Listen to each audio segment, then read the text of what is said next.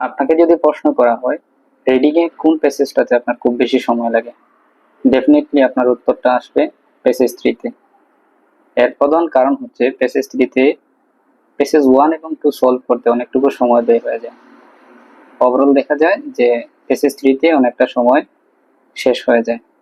So আমরা আজকের এই ভিডিওতে দেখব কিভাবে প্যাসেজ 2 জাস্ট উইদিন 1 মিনিটের মধ্যে আপনি লোকেশনটা ট্র্যাক করবেন এন্ড কিভাবে সলভ করবেন। তার জন্য কতগুলো পদক্ষেপ আপনাকে নিতে হবে এবং আমি আমার ভিডিওর শুরুতে এই পদক্ষেপগুলো লিখে দিব। সো আপনার প্রথম কাজ কি? প্যাসেজ 3 তে আসার পর আপনার প্রথম কাজ হচ্ছে সিঙ্গেল এমসিকিউ গুলোকে প্যাসেজের নির্দিষ্ট স্থানে চিহ্নিত করা। অর্থাৎ প্যাসেজ 3 শুরুতে সিঙ্গেল এমসিকিউ লোকেশনগুলো চিহ্নিত করতে হবে। মনে রাখবেন সিঙ্গেল এমসিকিউ গুলো মূলত একটি নির্দিষ্ট প্যারাগ্রাফ নিয়ে আসে। সো আপনি যেই প্যারাগ্রাফের মধ্যে একটি সিঙ্গেল এমসিকিউ পাবেন, সম্পূর্ণ প্যারাগ্রাফটা ওই এমসিকিউর জন্য রেখে দিবেন। পরবর্তী ধাপ হচ্ছে আপনি দ্বিতীয় টাইপের কোয়েশ্চেন যেগুলো আসতেছে, অর্থাৎ এমসিকিউ ব্যতীত আর যে টাইপের কোয়েশ্চেন আসতেছে ওইগুলা ধারাবাহিকভাবে চিহ্নিত করবেন। তবে এক্ষেত্রে মনে রাখবেন ইয়েস নো নট গিভেন অনেক ক্ষেত্রে সারা প্যাসেজ জুড়ে আসতে পারে। সো এটার জন্য আপনি দেখতে হবে যদি এমন হয় সিঙ্গেল এমসিকিউ এন্ড অন্য কোনো একটা টাইপের কোয়েশ্চেনের সম্পূর্ণ প্যাসেজ কভার করছে, তাহলে বুঝে নেবেন ইয়েস নো নট গিভেনটা সম্পূর্ণ প্যাসেজ জুড়েই আসতেছে। সো প্র্যাকটিক্যালি আমি দেখাবো যে কিভাবে চিহ্নিত করবেন। প্যাসেজ 3 তে আসার পর আপনার প্রথম কাজ হবে আপনি দেখবেন কি কোন কোন ধরনের প্রশ্ন এসেছে। সো প্রথমে আসছে yes no not given, then gap with clue যেটা অনেকটা কঠিন, দেন সিঙ্গেল এমসিকিউ। যাই আসুক আপনার প্রথম কাজ হবে সিঙ্গেল এমসিকিউ গুলোকে প্যাসেজে চিহ্নিত করা। তো প্রথমত আমি সিঙ্গেল এমসিকিউ গুলোকে প্যাসেজের মধ্যে চিহ্নিত করব। যেহেতু প্যাসেজের মধ্যে অর্থাৎ প্রশ্নের মধ্যে প্যাসেজের নাম উল্লেখ করা আছে, প্যাসেজের কোন প্যারাগ্রাফের মধ্যে অবস্থিত, সেহেতু আমাদের জন্য এগুলো বের করা অনেকটা সহজ হবে।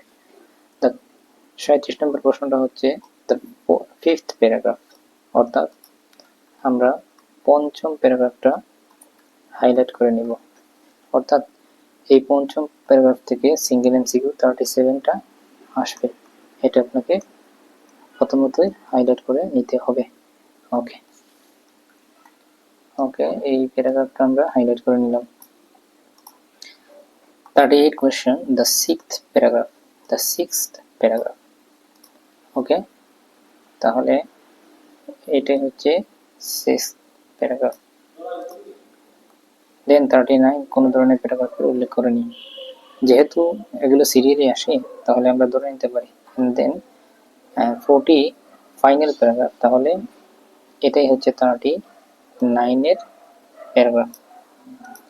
এন্ড 40 হচ্ছে যেহেতু ফাইনাল প্যারাগ্রাফ বলছে, তাহলে এটা হচ্ছে ফাইনাল প্যারাগ্রাফের জন্য চিহ্নিত করা। ওকে, যেহেতু আমরা সিঙ্গেল এমসিকিউ চিহ্নিত করলাম, এক্ষেত্রে দেখা যায় যে প্যাসেজটা মোটামুটি ছোট হয়ে যায়। ওকে, এখন আপনাকে কি করতে হবে? এখন আপনাকে ওই প্যারাগ্রাফগুলোকে বাদ দিয়ে বাকি অংশগুলোতে ইয়েস নো নট গিভেন অথবা উইথগুলো বুঝতে হবে। এতে দেখা যায় যে আপনার জন্য প্যারাগ্রাফগুলো কমে যায় এবং ওই রিমেইনিং প্যারাগ্রাফগুলোতে পাওয়ার সম্ভাবনা খুব বেশি। নর্মালি তারা এভাবে ডিভাইডেড করে প্যাসেজগুলোকে। সো আমরা 27 থেকে 30 ইয়েস নো নট গিভেন এই রিমেইনিং প্যারাগ্রাফগুলোতে করব। অ্যান্ড 27 থেকে 30 পর্যন্ত প্রশ্নগুলো চিহ্নিত করার পরেও যদি আপনার কোনো প্যারাগ্রাফ খালি থাকে, তাহলে ধরে নেবেন এই উইথ ক্লুটাও সেই প্যারাগ্রাফ থেকে আসছে। তাহলে আপনি ইজিলি প্যাসেজ 3টা সলভ করতে পারবেন। এভাবে যদি কতগুলো প্যাসেজ আপনি নিজের থেকেই চিহ্নিত করতে পারেন, তাহলে ওভারঅল এক ধরনের আইডিয়া আসবে যা প্যাসেজ 3 তে কম সময়ের ভিতরে সমাধান করার একটা ওয়ে বের হয়ে যাবে।